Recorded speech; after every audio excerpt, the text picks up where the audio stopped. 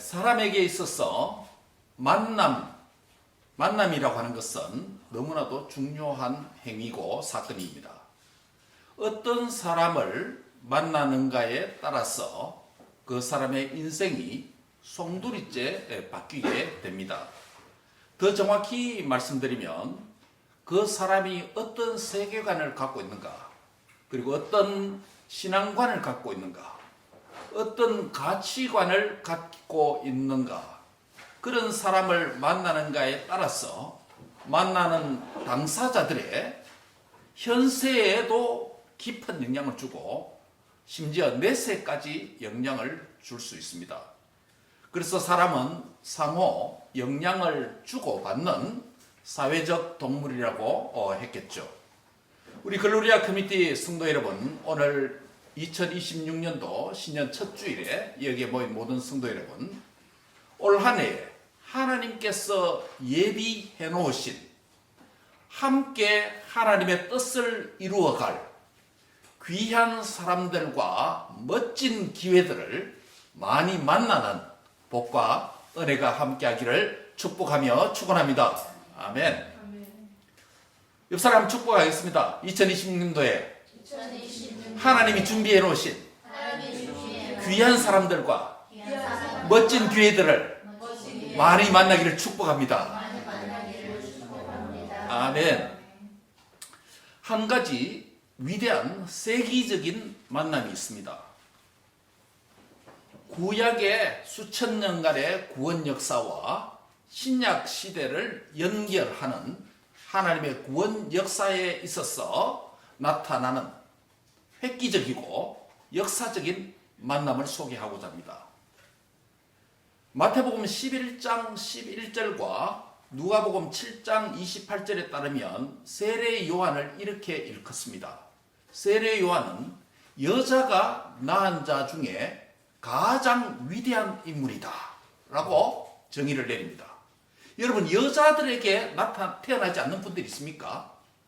여자에게 나타난 이 말은 다른 말로 하면 전인류라는 말입니다. 전인류에게서 여자가 낳은 자 중에 가장 큰 자가 누구라고요? 세례 요한이라고 말씀합니다. 어떤 의미에서 이런 말씀을 하셨을까요? 우리 주님께서. 구약의 수천 년간의 구원 역사에 계시된 하나님 말씀에 따르면 하나님의 택한 백성들을 구원하시려고 하나님은 메시아, 그의 아들을 보내주시겠다는 수많은 예언과 또 약속들이 구약 성경에 기록되어 있지 않습니까?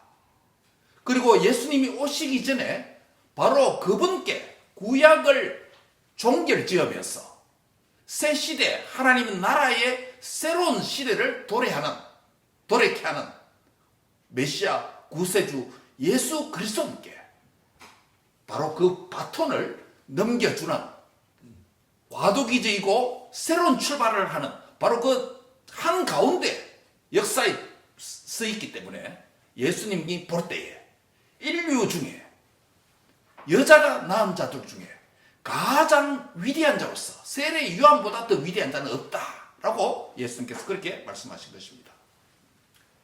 바로 여자가 낳은 자 중에 가장 위대한 큰 자인 세례 요한과 그리고 여자가 낳은 모든 죄인, 여자가 낳은 모든 사람은 죄인으로 태어나잖아요. 여자가 낳은 모든 죄인을 구속하기 위해서 성령으로 또 다른 여자인 처녀에게 잉태된 자이신 예수님과 만남이 오늘 본문에 기록되어져 있습니다.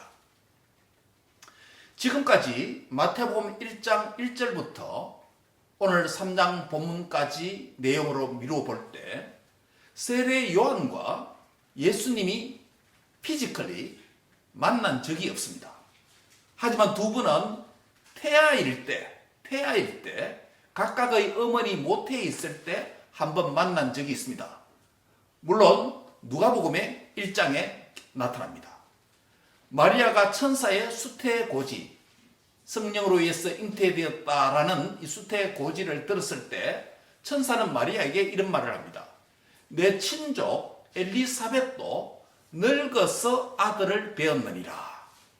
본래 수태하지 못한다고 하던 이가 이미 잉태된 지 몇 달이 됐다고요? 6달이 되었다라고 천사가 마리아에게 그렇게 말했습니다. 마리아가 성령으로 잉태된 것을 알고 친족인 세례 요한의 부모가 될 사가랴와 엘리사벳 집을 방문하죠. 요한을 잉태하고 있던 엘리사벳은 예수님을 이제 막 잉태한 마리아가 방문할 때 어떤 일이 일어났습니까? 엘리사벳 태중에 잉태된 요한이 복중에서 어떻게 해요? 뛰노는 것을 경험했습니다. 태아가 이런 경험을 했을 뿐만 아니라 산모인, 그를 잉태하고 있는 엘리사벳도 성령의 충만함을 입었다라고 누가복음 1장 39절에서 증거하고 있습니다. 바로 이 장면에서 태아 예수님과 이제 막 잉태된 태아 예수님과 6개월 임신 중에 있는 태아 세례 요한과, 물론 그때는 세례 요한이 이름이 아니죠. 그냥 요한이었죠. 이 첫 번째 만남이 이루어집니다.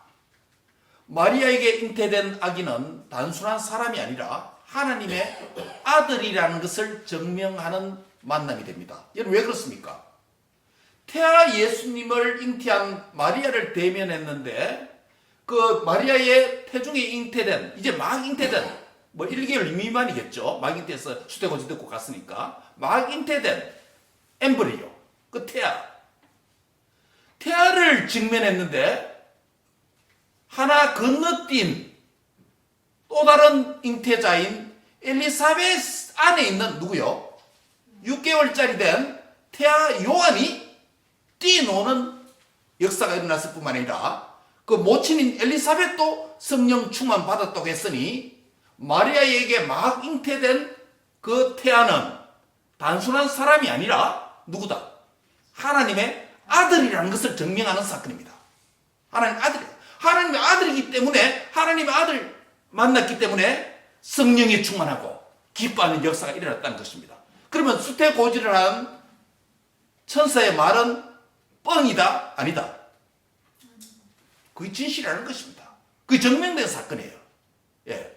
가자마자 그 일이 일어났으니까.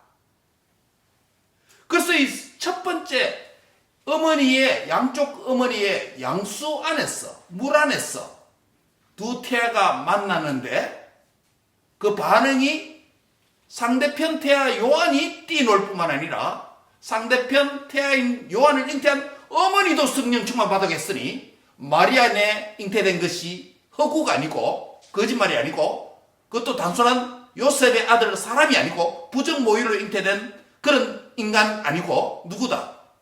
성령으로 잉태된 하나님의 아들이기 때문에 그런 결과가 나타났다는 것입니다.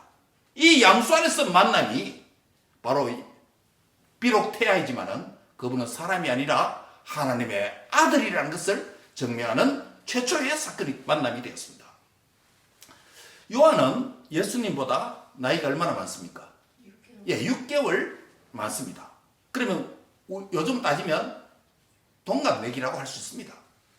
마리아는 석 달쯤 엘리사벳과 함께 집에 있다가 돌아갔다라고 누가복음 1장 56절에 말하기 때문에 요한의 출산 한 달을 남겨놨다는 게있죠. 그렇죠? 6개월 때 방문했고 3달 있었으니까 9개월 됐다. 그러면 한 달 뒤에 요한이 출생하겠죠. 자동적으로.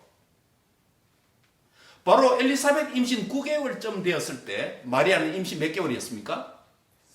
6개월 차이니까 논리적으로 따지면 3개월이죠. 3개월째 집으로 마리아가 돌아갔습니다. 즉 태중에 있는 요한과 예수님은 3개월간 한 지붕 두 가족으로 한 집에서 동거한 적이 있다라고 할 수 있습니다.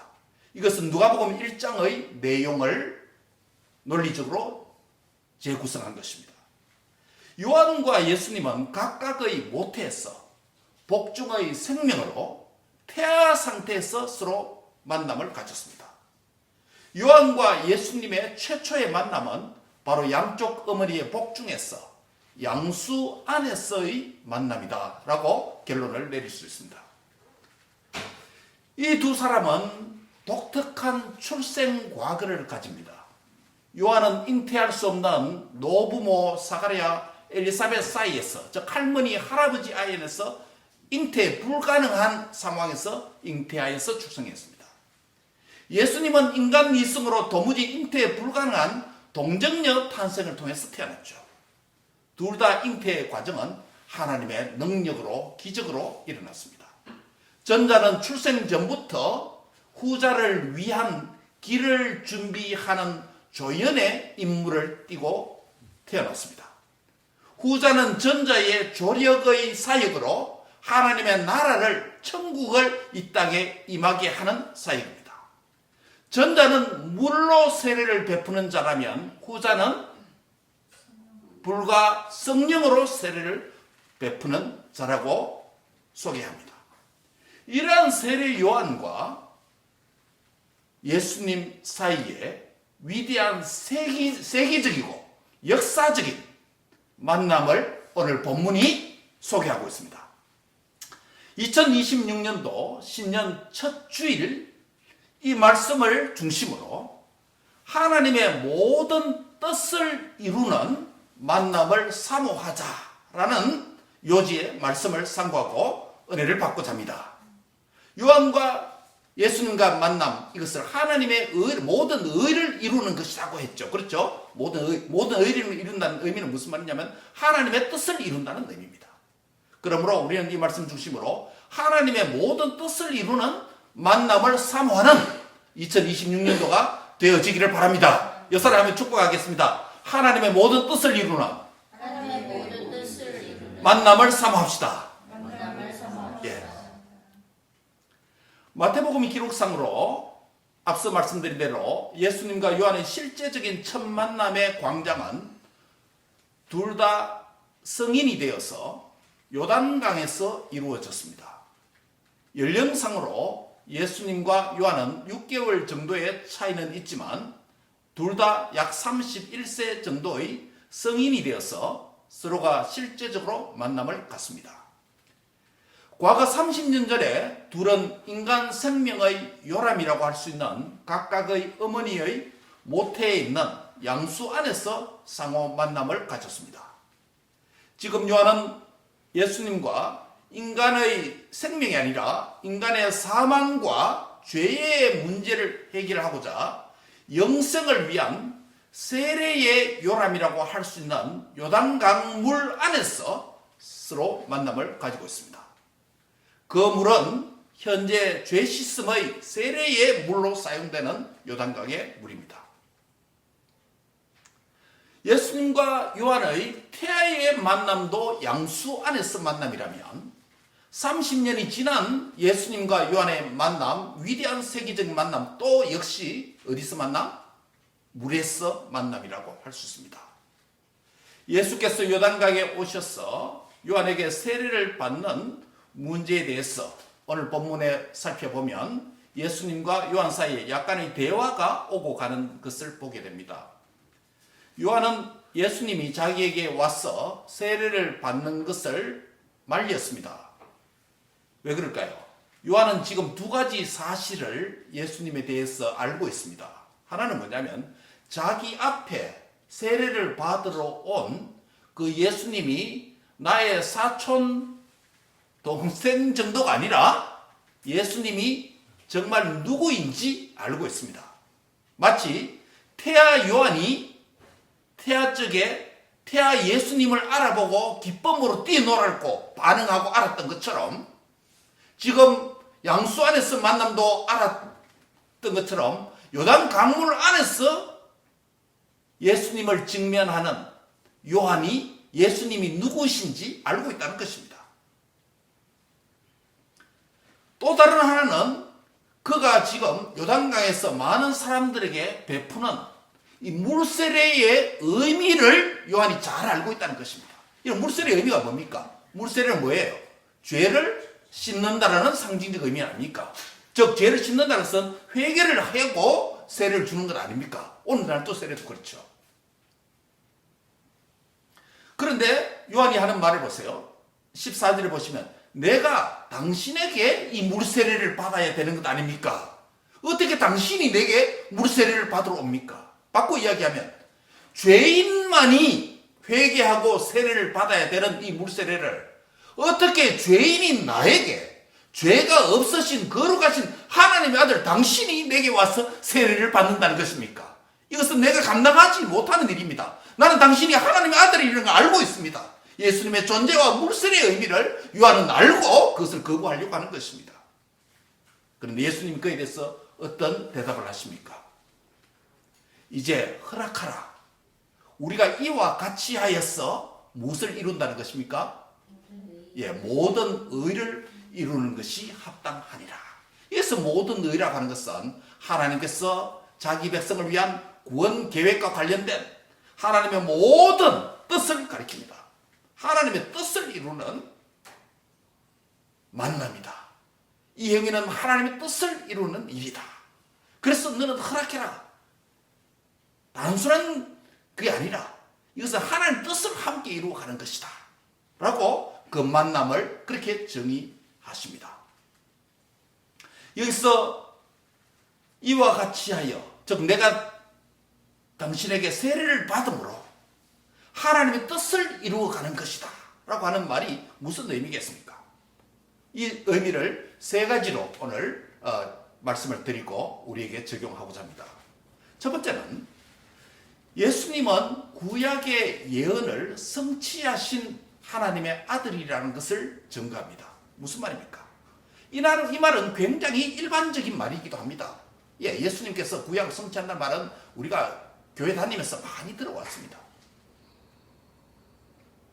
구약을 성취한다는 말은 구약에서 오실 예수님의 예언과 약속의 말씀들이 많이 있는데 그것을 예수님이 오심으로 말미암아 그분의 인격과 사역을 통해서 성취했다. 무엇을요? 하나님의 아들이심을 성취했다는 것입니다. 어떤 점에서 그렇습니까? 특별히 말라기 4장 5절 6절을 말씀을 드리려고 합니다. 이런 마태복음 바로 앞에 책이 구약의 마지막 예언서인 말라기 4장 5절 6절 한번 보시기 바랍니다.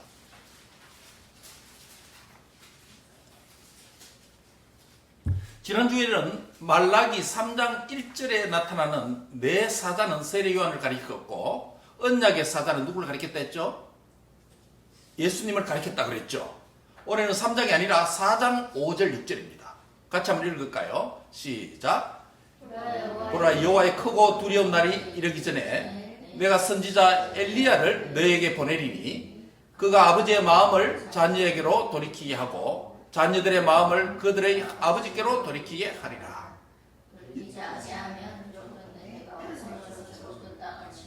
예, 거기까지입니다. 여기 보시면 여호와의 크고 두려운 날이라고 하는 것은 하나님의 구원의 날이면서 동시에 심판의 날입니다.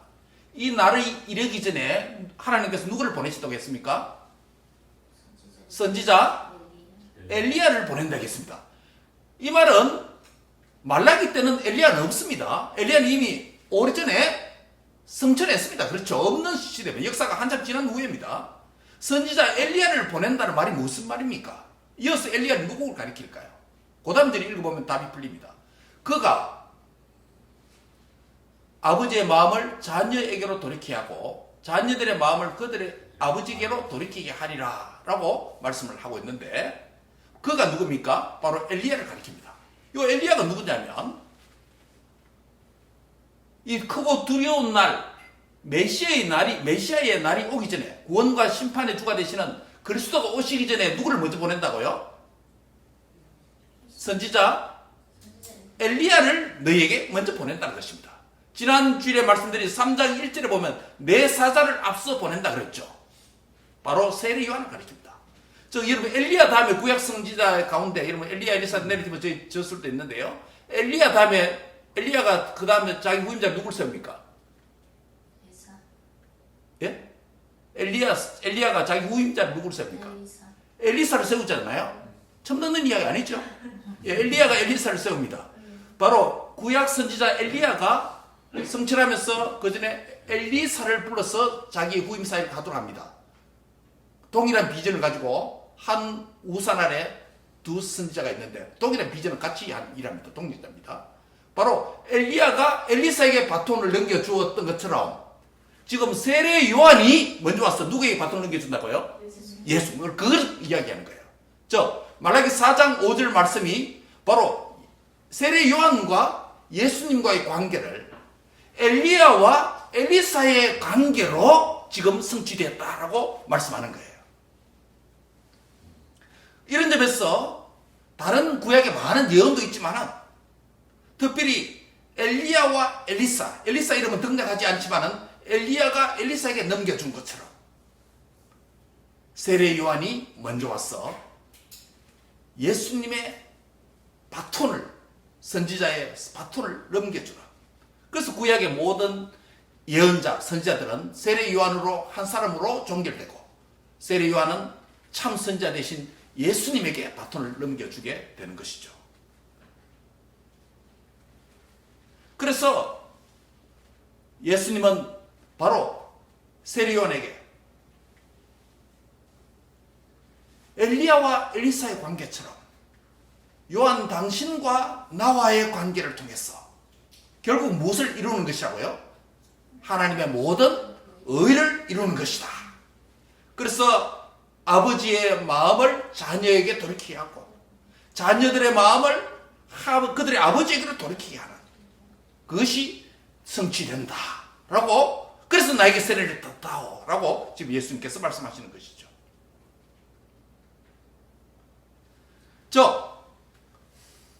예수님이 하나님의 아들로 오신 이유는 다름이 아니라 아버지의 마음, 아버지의 불쌍히 여기는 긍휼의 마음을 누구에게요? 자녀들에게 돌이키게 하고, 또 자녀들의 이 마음, 하나님을, 아버지를 경외하는 자녀들의 마음을 누구에게 돌이키게 합니까? 아버지께 돌이키게 하도록 하기 위해서 하나님께서 아들을 이 땅에 보내셨다는 것입니다. 즉 하나님과 우리 사이에 마음을 서로 통하게 하는 중보자가 되시기 위해서 하나님께서 그의 아들 예수님을 여기에 보내셨다는 것입니다. 엘리야의 후임자로 엘리사를 세운 것처럼 세례 요한 당신의 사역을 통해서 메시아인 하나님 아들인 내가 와서 하나님의 마음을, 자기 백성들과 마음을 통하게 하고 소통하게 하는 이 하나님의 의를 이루기 위해서 왔다. 이것을 이루어야 된다라고 말씀하는 것입니다. 사랑하는 성도 여러분, 오늘 우리가, 죄인된 우리가 어떻게 하나님의 마음을 깨달을 수 있고 하나님의 뜻을 알 수가 있겠습니까? 또 타락하고 범죄한, 하나님을 배반한 사람들에게 어떻게 하나님의 마음이 전달될 수가 있겠습니까? 즉 하나님과 사람 사이의 관계와 교제와 모든 것이 깨어졌습니다. 그래서 하나님은 독생자 예수님을 보내주셔서 내가 길이요 진리요 생명이니 나로 말미암지 않고는 아버지께로 올 자가 없느니라고, 하나님과 우리 사이에 유일한 중보자가 누구다? 예수님만이 하나님께 갈 수 있는 유일한 뭐다? 길이고 진리고 생명이다 라고 말씀하신 것입니다. 바로 오늘 요단강에서 예수님과 요한이 이 만나게 되는 이 세계적인 만남은 무엇을 위한 것인가? 아버지의 마음을 자녀들에게 돌이켜야 하고 돌아오도록 하고, 자녀들의 타락한 세상을 향한 각기 양과 같이 제 길로 갔던 자들의 그 마음을 누구에게 다시 돌이킵니까? 아버지께로 돌이키야.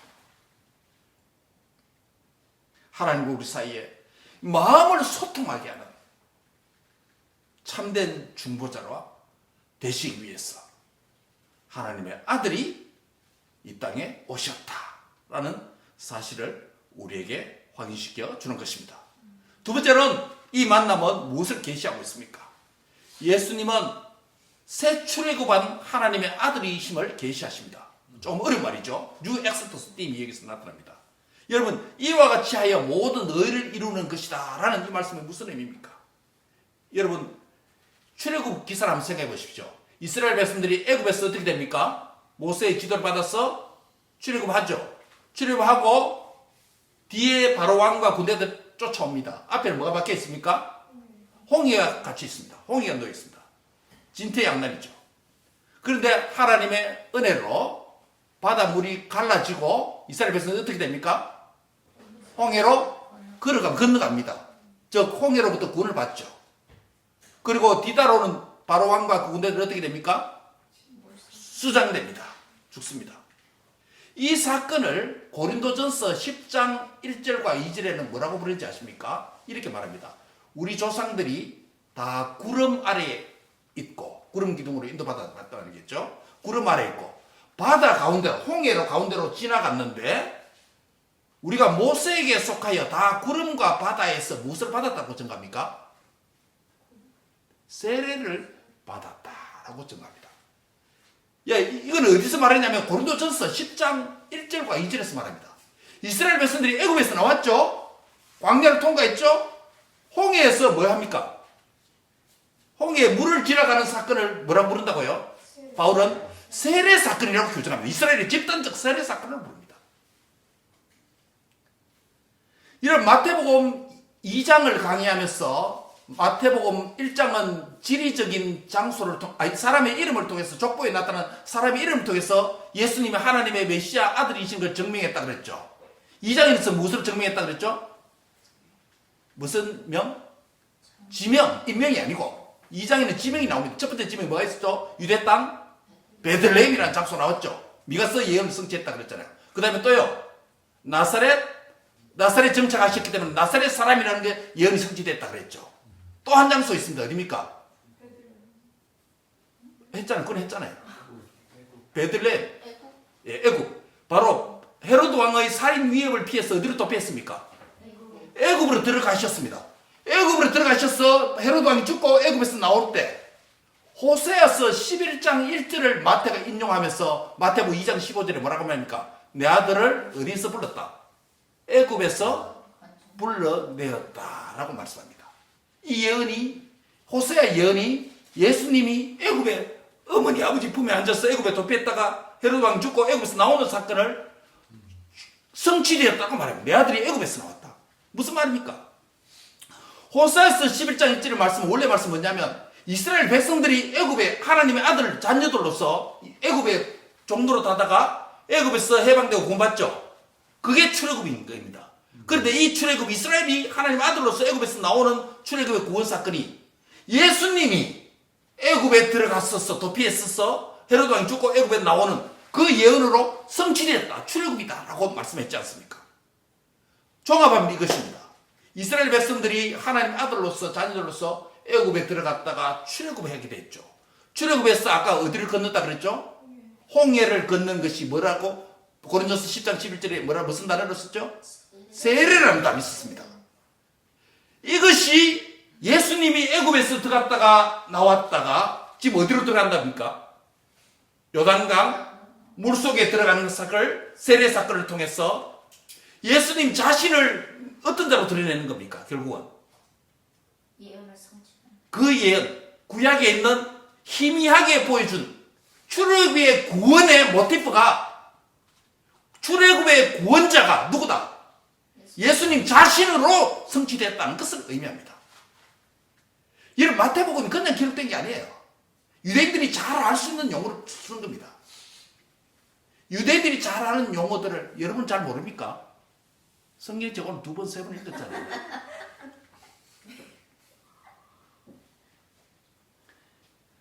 이스라엘이 하나님의 아들로서 출애굽 애굽에서 나와서 홍해 도하 사건을, 홍해를 건넌 사건을 단순히 물 건넜다라는 표현을 쓰지 않고, 옛날에 울산 뭡니까?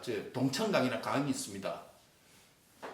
강 이쪽에는 뭐 소위 강남인데 시장도 있고 이렇게 해서 제 고향이. 그래서 강 이쪽이라고 표현 쓰고, 그 다음에 강 저편을 물 건너 산다 이랬습니다. 조금 천하게 가볍게 뭐 이렇게 물 건너서, 요즘 뭐 한국 다니면 강남이다 뭐 강부다 뭐 그런 표현이에요. 그런 표현이 저희 시골 고향에도 그런 표현이 있습니다. 요단강 건너 사건을, 홍해 도하 사건을 그냥 물 건너간다 이런 표현이 아니고 굉장히 신학적 의미를 담아서 이야기한다는 거예요. 이스라엘이 애굽에서 나와서 홍해를 건넌데 그것을 세례 사건으로 여긴다는 것이에요. 이것을 누구에게 성취되었다? 예수님이 구약의 이스라엘을 대표해서 애굽에서 나왔죠. 그 다음에 어디로 갑니까? 요단강에 들어가서 세례를 받습니다.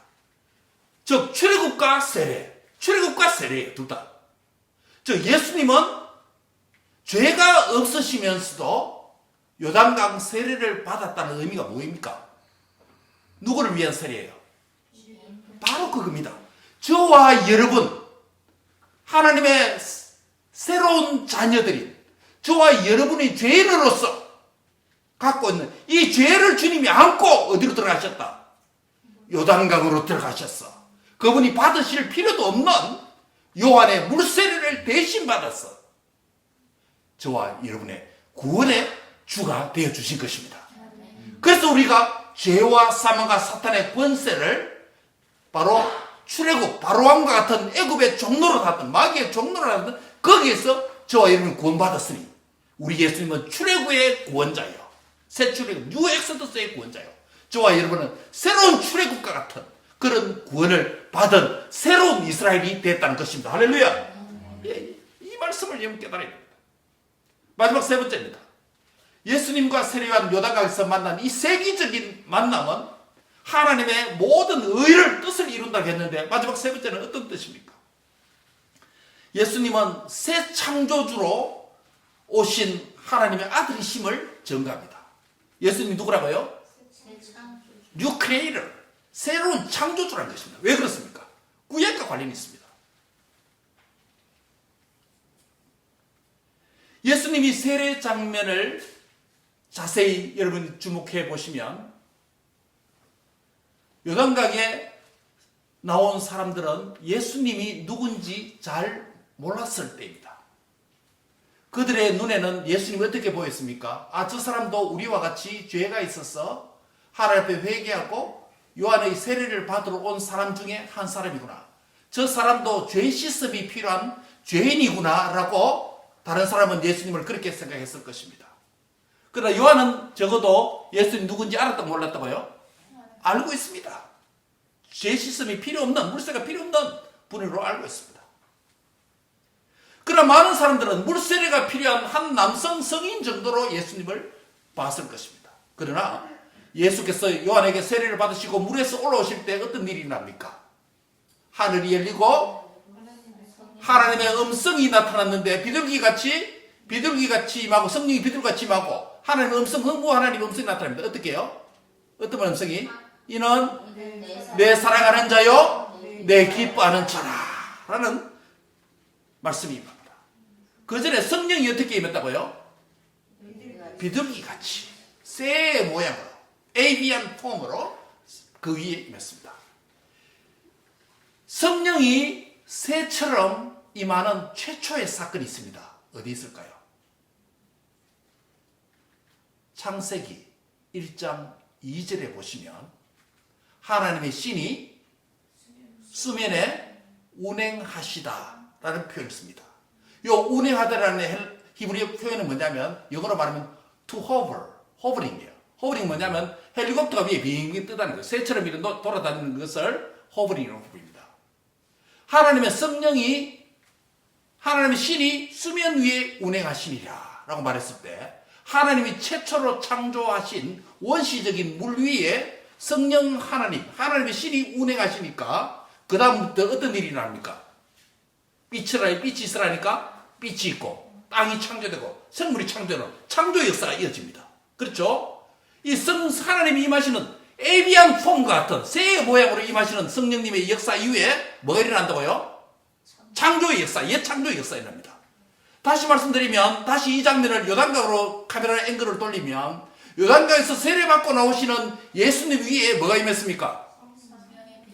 성령이 비둘기같이 에비안 폼으로 새의 모양으로 호버링하는 임하시는 장면이 나타났어요. 이 말은 결국 무슨 의미하냐면 구약 창세기 1장 2절에서 원시적인 물 위에 호버링하는 하나님의 신이 성령이 임하니까 창조의 세계로 나갔던 것처럼 세례받고 요단강에서 올라오시는 예수님의 위에 하나님의 성령이 비둘기같이 에이비안 폼으로 임하시니까 앞으로 어떤 일이 날 것이다.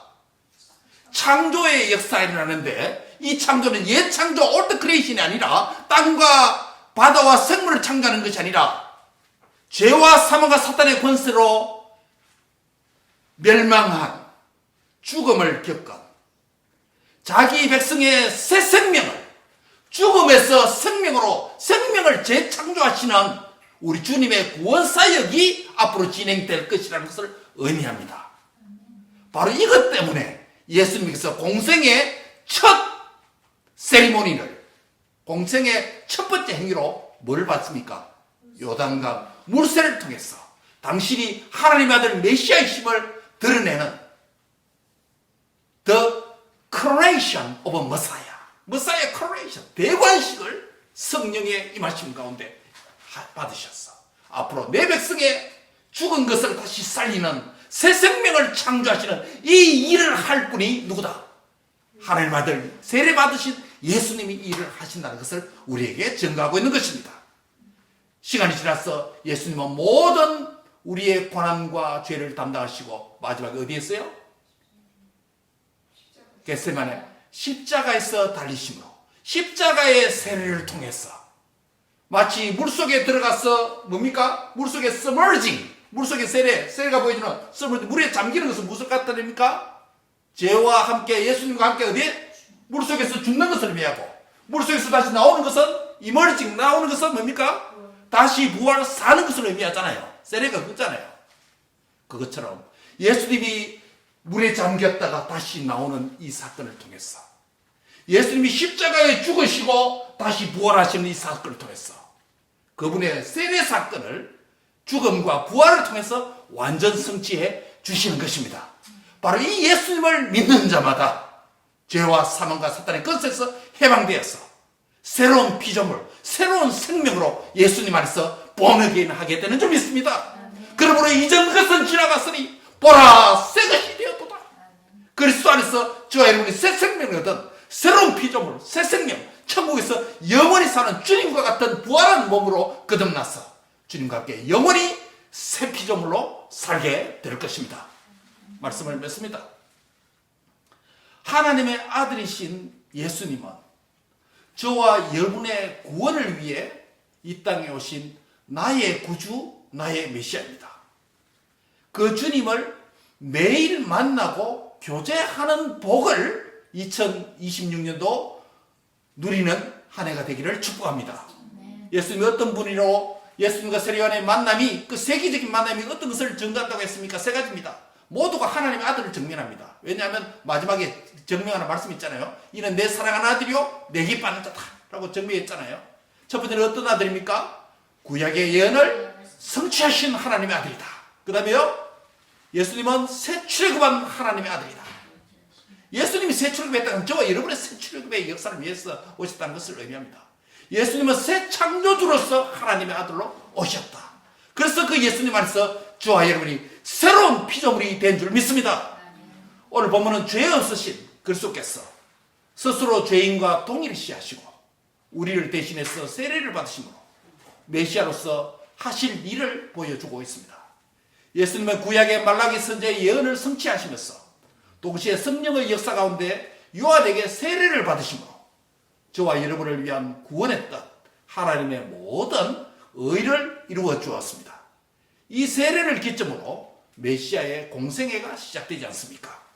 요단강에서 세례 사건으로 약 2, 3년 뒤에 그리스도께서는 십자가에서 죽으심으로 마치 세례에서 물 안으로 잠기는 것을 십자가 사역으로 스스로 죽음을 통해서 보여주셨고 물 안에서 다시 일어나는 이머징 통해서 주님께서 무덤에서 부활하시는 장면으로 완전 성취해 주신 것입니다.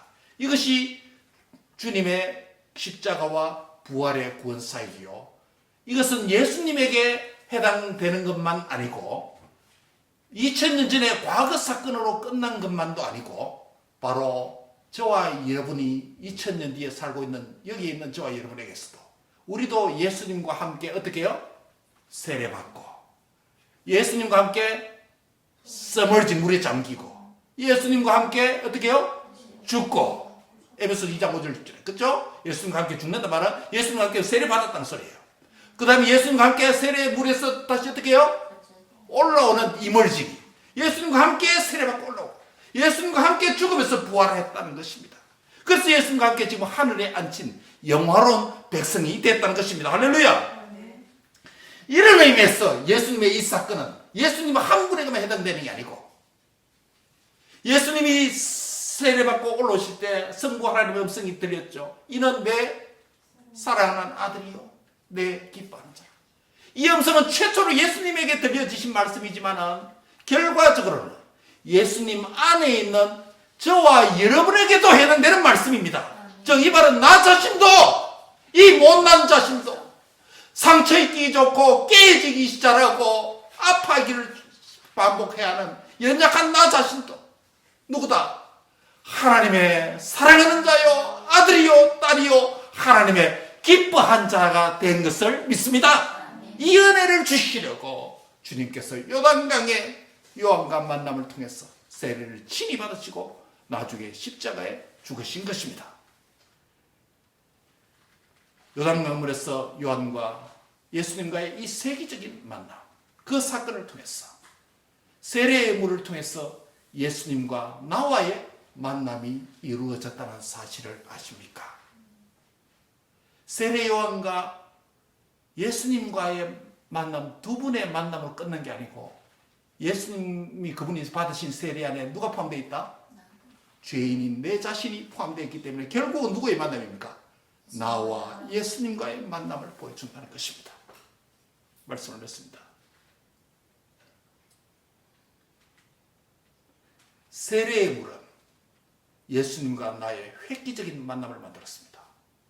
예수님의 세례와 십자가와 부활은 나와 하나님과의 만남의 광장이 되도록 했습니다. 세례의 물은 나와 예수님을 단순한 만남이 아니라 하나로 온전한 연합된 인격체를 만들었습니다. In Christ. In Christ. 내 자신이 I am in Christ. Union with Christ. The mysterious union with Christ. 신비로운 연합을 그리스도 안에서 만들어 주신 것입니다. 여러분, 기름과 물이 섞일 수 있습니까? 섞이지 않잖아요. 떠 있을 뿐이지. 거룩한 하나님과 죄인된 우리가 섞일 수 있습니까? 하나가 될 수 있습니까? 이게 가능한 게 어떻게 됐습니까? 그분의 세례 사건 때문이에요. 십자가 사건 때문입니다. 우리가 그리스도 안에 있다는 말은 그리스도와 내가 어떻게 됐다? 하나가 연합됐다는 것입니다. oneness. 하나가 됐다. The mysterious union with Christ라고 부릅니다. 신비로운 연합. 이게 너무 신비다. 이렇게 죄인과 하나, 기름과 물이 섞였다는 것은. 다른 사람은 어떻게 생각해야 됩니까? 내 자신이 주님과 신비로운 연합의 은혜를 입었다면 내 옆에 있는 지체들은 어떻습니까? Union with others in Christ. 내 옆에 있는 지체들도 그리스도와 신비로운 연합을 가진 자이기 때문에 나와 그들은 어떤 관계다? 한 몸이고 한 영이고 한 참이라는 것을 의미합니다. 그래서 여러분 새해 주신 말씀처럼 2026년도에 하나님께 더 가까이 가는 그분과 연합된 삶을 사시길 바랍니다. 또 하나는 뭡니까? 사랑과 선행으로 격려해서 그들도 하나님께 더 깊이 가는 은혜가 있기를 바랍니다. 왜요? 그들도 나와 같은 주님과 신비로운 연합을 가진 축복된 자이기 때문입니다. 다 신앙의 진보가 똑같지 않습니다. 목사 입장에서 보면 교인이 막 하위에 올라간 것처럼 믿음이 뭐 같이 확 들어갔으면 좋겠다 이런 생각이 들 때가 많습니다. 특히 성격 급한 저에게는 다 속도가 다릅니다. 인내가 필요합니다. 시간이 필요합니다. 여러분 부모로서 자녀를 볼 때도 마찬가지입니다. 이놈 새끼 왜 이렇게 신앙생활 똑바로 안 하나? 책망돼 보시고 이제 아이들 머리가 커가지고 매를 들 수도 없는 시기가 됐고 따라합시다. 사랑과 선행으로 무관심하자. 그건 아닙니다. 따라합시다. 사랑과 선행으로 서로 격려하자. 격려했어. 아직 잘 모르니까 격려했어. 하나님께 더 가까이 주로 close to God. 주님께 더 가까이 가는 복된 한 해가 되기를 바랍니다. 이것이 예수님과 세례요한이 2000년 전에 요단강에서 세계적인 그 첫 만남을 가진 의미가 오늘 우리 삶에 구체적으로 적용되는 방식이라는 것입니다. 기도하겠습니다. 하나님 감사합니다. 예수님과 우리와의 세계적인 만남, 히스토릭 미링을 갖게 해주시니 감사를 드립니다.